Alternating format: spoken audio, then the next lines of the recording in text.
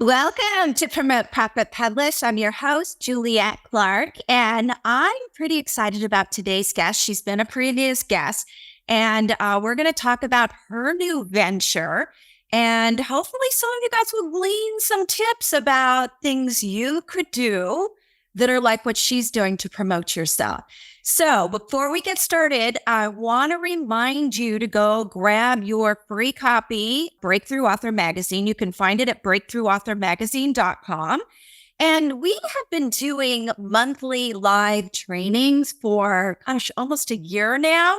And I wanted to invite you guys to be a part of it. Last month's training September's training with Fran Asaro was amazing. Everybody left just blown away. So I want to encourage you, go over and register every month. When you hear about it, you can go to bamaglivetraining.com and register. bamaglivetraining.com. So this is the one. If you've been listening to the podcast, you probably hear me say at the beginning, if you want to grab this free training, go over to YouTube and follow on the slides instead of just listening. And I hope this is sort of like what people do with Audible. I know I'm someone who, if I find a business book or a training book that I think is super interesting, I will go over to Audible and buy it. And if I think it's a really great resource for future business prospects, I will actually go buy the soft cover or the hardcover so I have it in my library to look back on. So hopefully you'll use these trainings in the same way, but I'd love to see you live. The benefit of live is you get to ask questions. So our guest today is Sheila Kennedy, and Sheila is a champion for storytellers, writers, authors, and speakers. Zebra Inc. magazine is currently the home where storytellers can share their stories. Sheila celebrates courage, moxie, confidence, and empowerment that is a byproduct of trust in making choices. Every choice you make is another story to tell and a point of connection to another person. There are many stories to unravel and people to influence when you find the courage to share.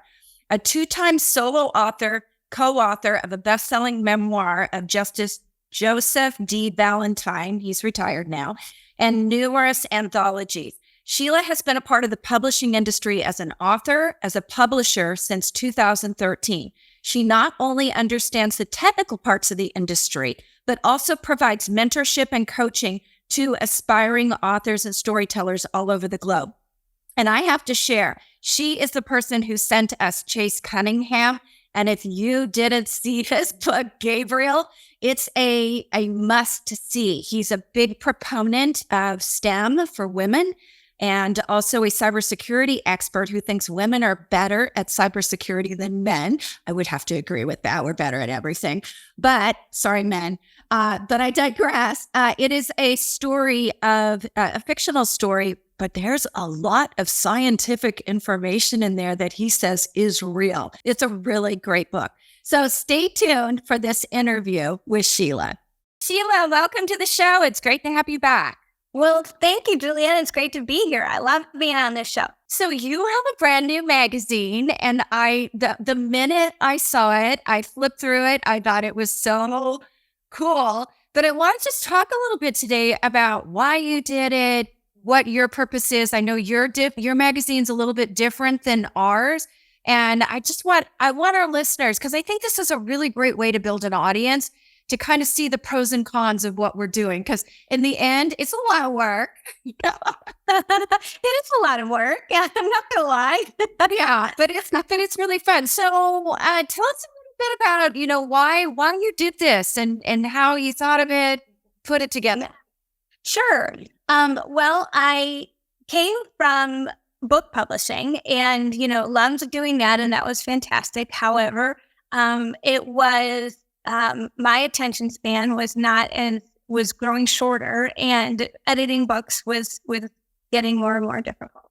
And so I knew that there was a different way. I've wanted to do this for about 3 or 4 years now. And I knew that there was a different way to get to an audience. One of the things that was a primary driver for me was knowing that I used to be a newspaper columnist and I used to be a magazine columnist. and I would be, featured each month. And that real estate and being, it was the first content creation that people really were introduced to, right? So this is like almost 15 years ago. And when I started the newspaper column, and that space became something that was, it had an impact that I had not expected. So I saw right away that doing things like getting published in other publications besides I wasn't an author then, I wasn't a publisher then, I wasn't anything. I was just, a home stager trying to promote our business. And it grew exponentially to the point where I would be in the grocery store. And then granted, it was a local newspaper for the county. But I would be in the grocery store and people would stop me and say, "Hey, Sheila, I read your article. I have a question about this." And so I kind of, that what started content creation, in publication. And so throughout the publishing part of my job, or my career, I've always used that as, in author platforms and things like that, because let's make a list of publications that you can get published in, because it's a fantastic way to grow your audience and reach new people that you wouldn't have had access to before. And so when I decided to transition out of book publishing, I really wanted to have a short form publication that authors could, and not just authors. I mean, there's all kinds of entrepreneurs. There's just everyday people in there. There's, that kind of thing. So it's different. It's not industry related necessarily, but it gives them an opportunity to get all of the benefits of being published, and they can put it in their press kits, they can put it on their websites, et cetera, et cetera. And it just helps. And it's a link that doesn't go bad, right? So sometimes when we have TV interviews or radio interviews, some of those come down after a certain period of time. This is something that will live in longevity for everybody to use and enjoy for years to come. So that's kind of why I decided to do that. And the other reason is that there's a lot of stories that need to be told. And I know that stories, they allow us to do many things. They empower us. They help us to heal. They help us to grow. They help us to change. And sometimes they even save our lives. And it is one of the best ways I know that somebody else can connect with another person. And so I wanted to create a platform in which we could celebrate that creativity, that courage of putting themselves out there, whether it was a short story or a long story or a poem or a recipe or anything like that. That was kind of important to me. So I started the Zebra Ink magazine. And that is so cool, because sometimes too, that first piece of content just being that small and getting a story out can give a writer confidence as well, because you'd be amazed how many times I hear from authors. We actually have a course called, I can't even think of what it is, right? I love content, and I love content creation. And an author will write an entire book, and then they'll tell me, "Yeah, I don't have any content." And it's like, yeah, I got 800 pages of content. Yeah. Because when I do the bestseller campaigns, I actually take their book and I take the information right out of it. And they're like, "How did you do that?" It's like, I read your book, right? So you are doing this. This is one of the things that I love about this is you're actually sharing the stories, and it's hard sometimes to become a storyteller in a sense. So can you speak to that a little bit? Sure. Storytelling is, a lot of people, especially in the nonfiction world, they write memoirs or they write nonfiction books with the intent to inform or to educate. And when we tell stories, we're not doing that. We're kind of learning around the back way, right? So I can learn through the story. I'm actually going to remember it better. Our brains are wired to remember stories, not necessarily memorization, right? And if there's 6 steps to becoming a better writer, I can actually tell the story of a writer who's gone through all of those steps, and it's going to be much more meaningful and much more a way for them to connect than if I had just listed the bullet point. So, I'm a big fan of why storytelling is important. And it also allows us to tell about why things are important to us without saying this is important because I can hear a story. And, for instance, I was in, the ER a few weeks ago, and I needed to have this, life-saving procedure that's absolutely horrible to me, and I did not want to do it. And the doctor is telling me all the reasons why I need to do this and everything else. And I was just like, yeah, nope, I don't want this. I just want to. And he then shared a story about the fact that he had the procedure himself done on him 2 years prior, and he had not had problems. And that this is what he had experienced, and he shared all of that with me. And after he did that, I decided that, okay, I would give it a try. So it's powerful when we can tell the story about our personal experiences and the things that are important to us and the things that might not be important to us and why that is. Because that's what sticks with people, and that's what makes us memorable.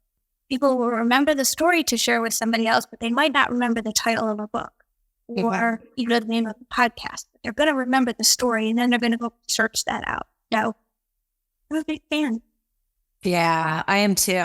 I actually used it in parenting because I found when I was parenting, if you tell your child to do something or not do something, there's that rebellion factor. But if you share an experience, like I did that back in the 80s, and they're kind of like, oh no. You mean it's not now? You mean it's been around all this time? I do not want that kind of result. And of course, I'm super sarcastic. So everything I do is with humor, and, I'll tell it even if it's bad and they have to laugh at me and think, oh my God, you suck as a parent. Why did you tell me that? Because it got that reaction, and that's exactly what I was looking for. Exactly. So there are other applications for those of you out there besides writing an article. But here's the other thing. When I started my magazine, I can put out a big chunk of industry-related information, and people get overwhelmed. But with the magazine, they're able to take in 500-600 words of this is what you need to do. And first of all, it's not overwhelming. Second of all, it's short because we all have ADHD. I mean, I don't know if you want to call it ADHD, but like shiny object syndrome, whatever it is these days, if it's not short and sweet, I'm not engaged. Agreed. And I think that was, it's a lot harder to get people to say yes to reading a 300-page book. But it's super simple for them to say, I need 3 minutes of your time to read this story. And, it'll be applicable to you. And, I just think that is, right or wrong or good or bad. I'm not placing judgment on it. That's just where we are today in the world of instant information at, in a moment's notice. So I wanted to also, contribute to that form of content as well, because I think that's where we're leaning. I'm not saying that people aren't buying books or listening to podcasts or things like that, but I also think, I don't want to listen to a 30-minute podcast necessarily. I don't always have the time to do that, but I can read a 3-minute article, and so I think it's important. What's funny about that is I do listen to a lot of podcasts, but I listen to them. It's so funny because somebody and I were just laughing about this. I listen to them on 1.5 speed. And now when people talk, it's like they're like to my books and my writing. Yes, I totally get it. I really do. Like it is, I don't even know what the answer to that is. I don't either, but I have this book I'm reading right now that's really long, like 15 hours, and I've got it on 2 times.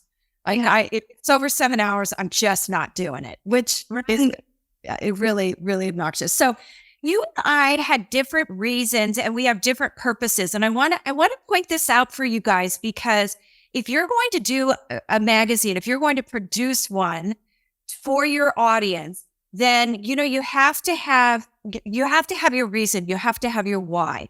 You can tell, Sheila did this because she gives. Like, I see her on LinkedIn. She just gives. With me, mine is, it's an opportunity to promote power partners. It's an opportunity for people to get information about our industry and the right information, because, being a publisher in the past, people come to us with the most unrealistic expectations. And that's probably that's the biggest part of our job, is tempering those.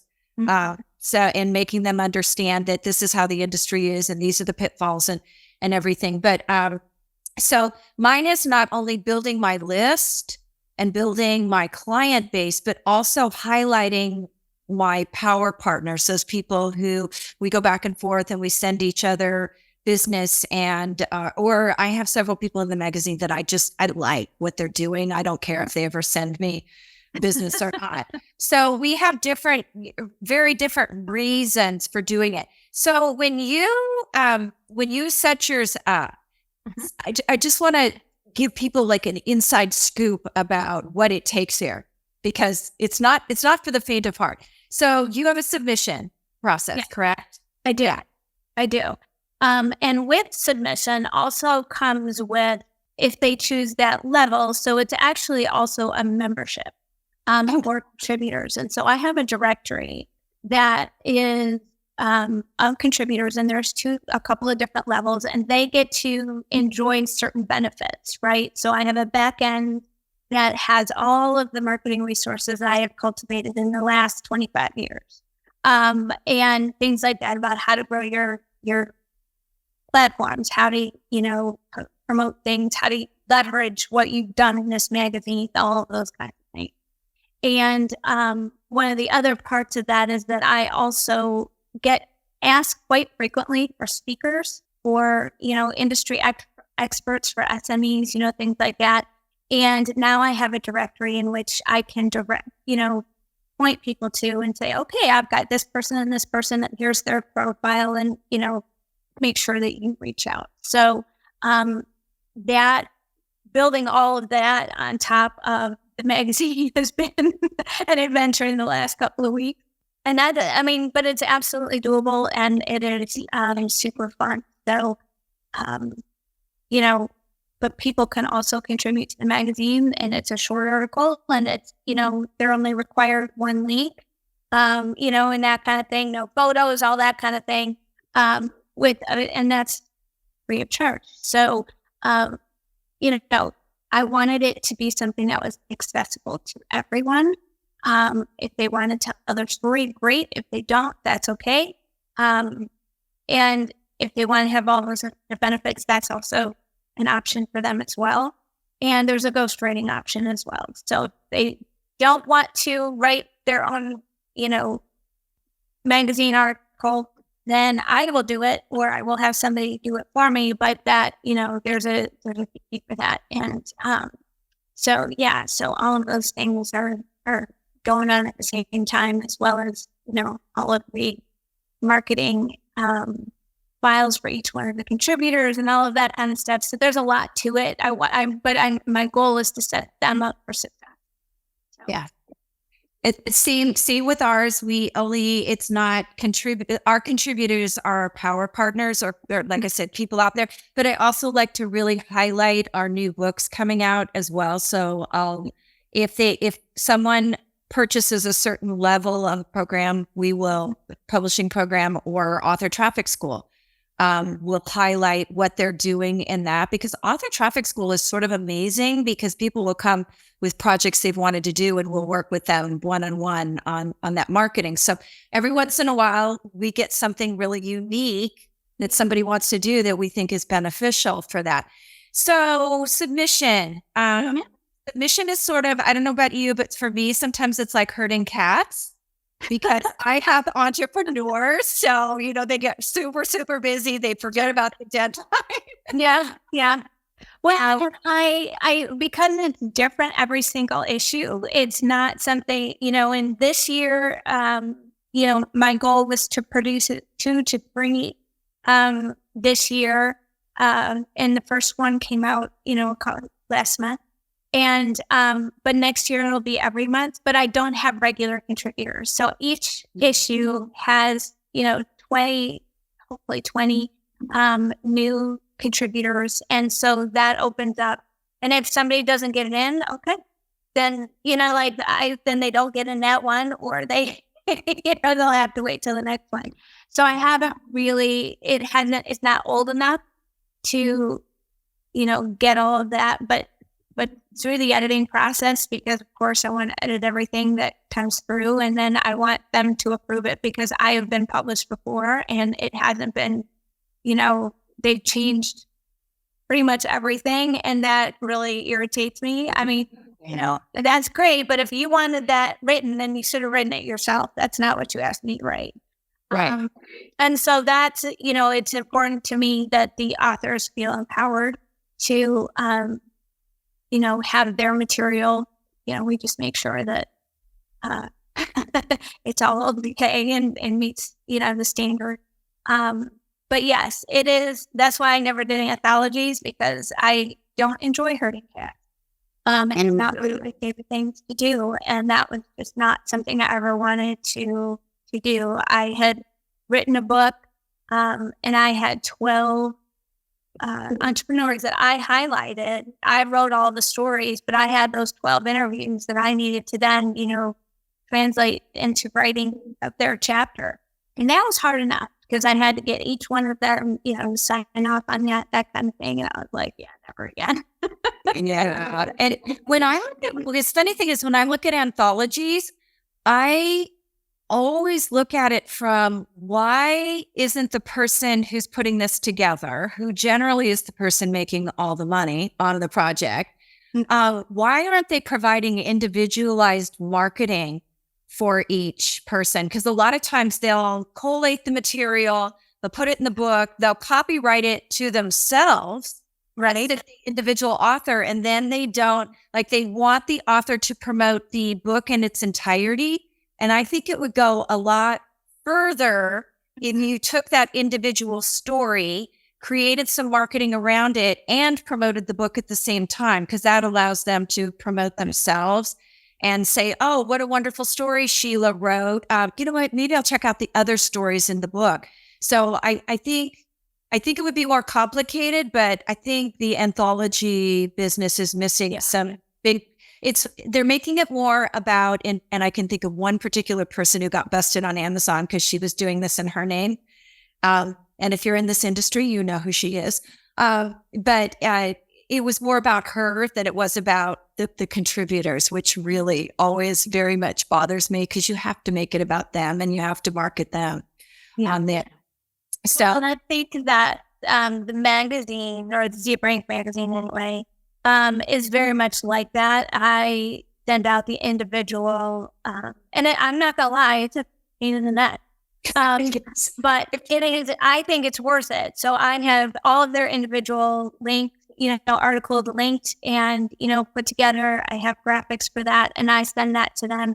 And if they read if that means that somebody's reading, the overall magazine, fantastic. Like, that's great. But the whole point of this was to give these authors or these contributors an opportunity to shine. And so that was important to me, and to give them copy for what they can use it for and all of those kinds of things. And I think that it worked fairly well, in that respect, because again, somebody might be like, I don't really want to read a whole magazine, but I might read an article in the magazine. And then once they get in there, they might go back another day and, because they flip pages one way or the other way and found another story that was interesting and things like that. So yes, I totally agree. And I mean, I've been part of things, and I had, my name or my photo on the cover of, magazines or, things like that, because I was part of a collective of people that did something. And it does make a difference. There's a pride thing there. People want to share it. I wrote 1,500 words and did all this stuff, but okay, I'm much more apt to share it if it's personal. So I agree with you. Yeah. Hey, she agrees with me. Nobody ever agrees with me. So here's the other aspect before we get into production and what these people need is I feel like the magazine is a marketing piece that tells people out there, I'm a server, not a seller. And I feel like that. I mean, I see you on LinkedIn all the time, and you are definitely a server, a servant leader, not a seller leader. So I think for any of you thinking about a magazine, it really does when it's not all about you, the entrepreneur, and you're really, in my case, power partners. In Sheila's case, she's growing young writers or newer writers.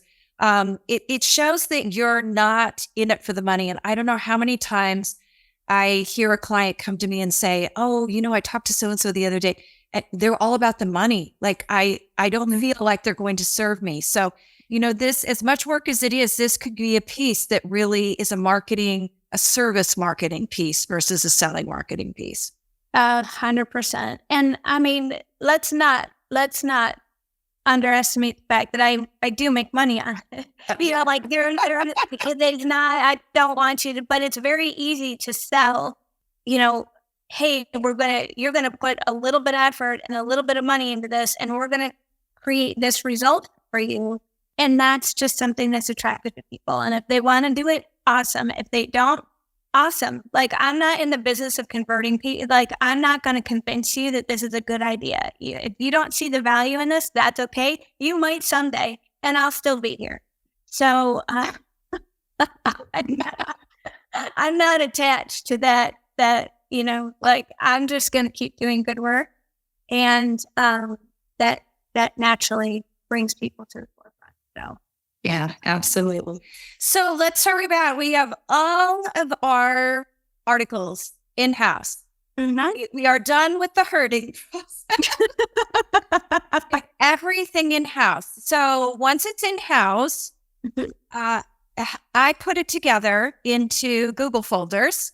Okay. And I send it off to the formatter. So you need a magazine formatter, which I assume you have. I'm assuming you don't do that yourself because not a graphic designer. So you need that formatter. I choose, if they don't give me a 300 DPI image that they want with their article, I go and choose. How about you? Well, this time I had asked them, once I read the article, I asked for photos that I thought would be appropriate for the, article, which that's going to be different moving forward. So, it will depend upon what level of they decide to come in. So, like, they don't get a photo if they, just do an article for the, free membership kind of thing. Mm-hmm. So what I wanted to do always, my, desire is to take art, because this isn't supposed to be just writing. It's supposed to be, a celebration of all creativity. So I would like to have artists or photographers submit their work, and that they also will be linked, and their byline will be next to their photo and that kind of thing. And so we'll intersperse that as well. So that's the intention.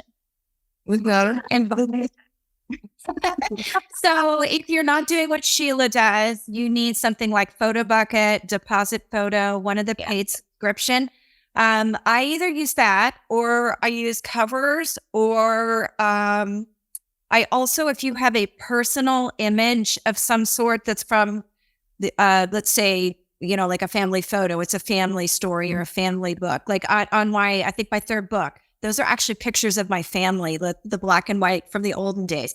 What we don't want, the reason we do it is we want to avoid stealing stuff from the internet, because you never know what's copyrighted, and I don't want to get in trouble for copyright. Yeah, no, I totally agree. And yes, we do have a Deposit Photo, subscription. The covers from Deposit Photo. Yeah, I do.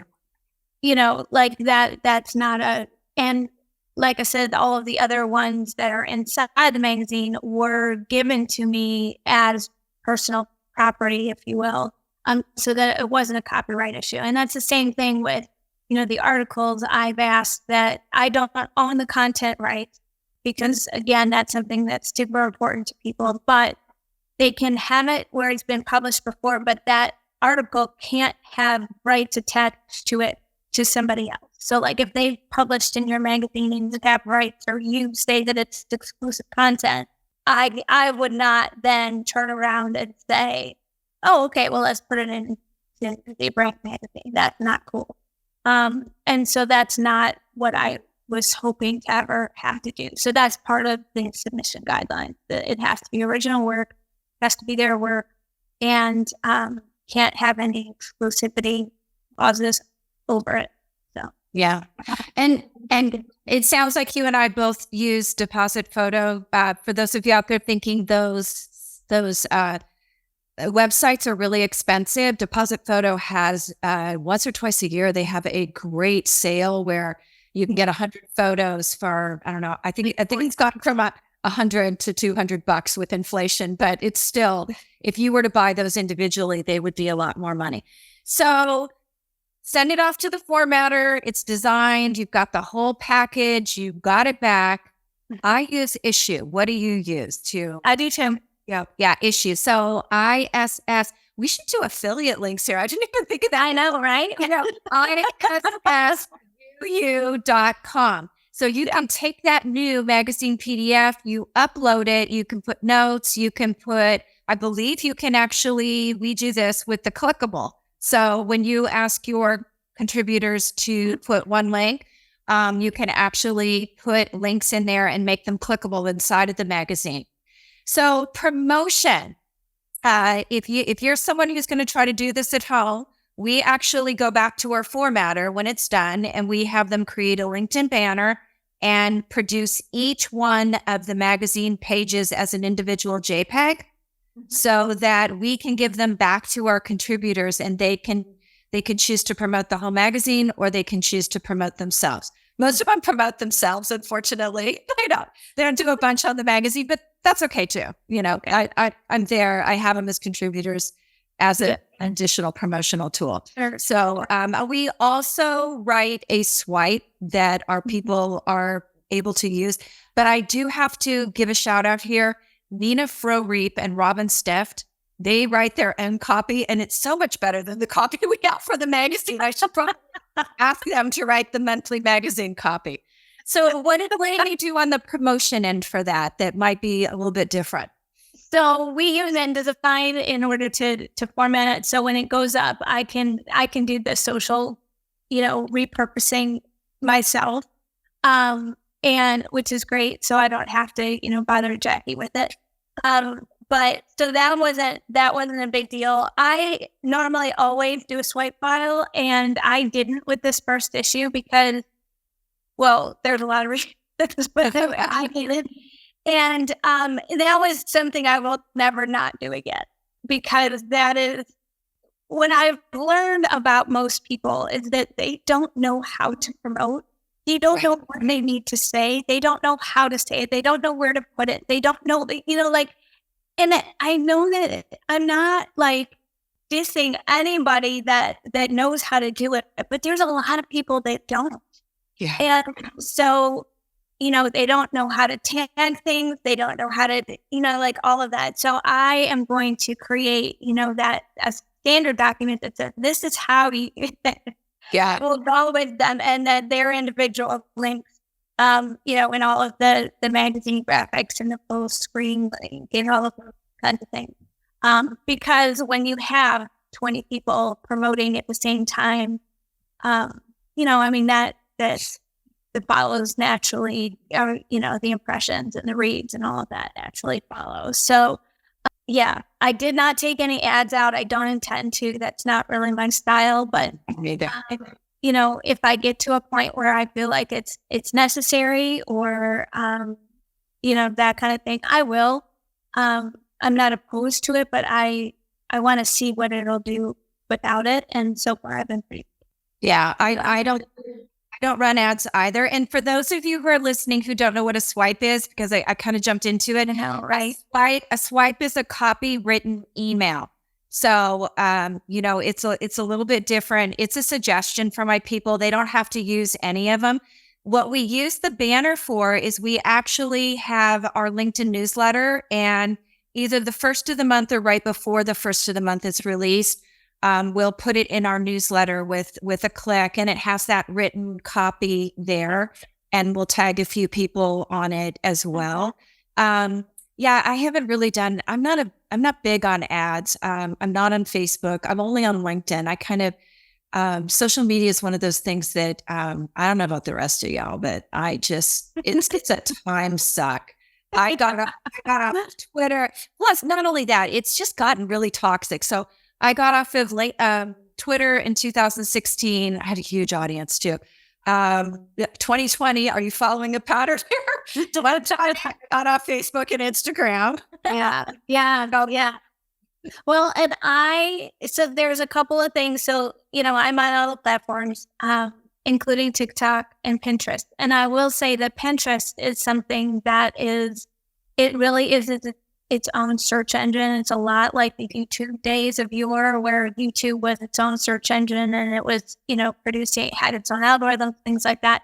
And I think Pinterest is following in that. And there's a lot of people making a lot of money on Pinterest. Yes. And so, we have a presence in all of those places as the Deeper Ink. And, when I send out a swipe file, I send out social media posts for all of those different places. So that if the, author is on those places, we can tag them or they can tag us and they know that we're there. I don't do things like Snapchat or WhatsApp, but, just about all the other ones I am a part of. And I do think it's made a difference. Like unfortunately, it doesn't, in the stats, it doesn't tell you where exactly all of the views come from, which would be great if I could see, where that was. But I could go to every platform and look at those insights and see. But yeah, so far I think that it's a pretty well-rounded, approach. Or I try anyway.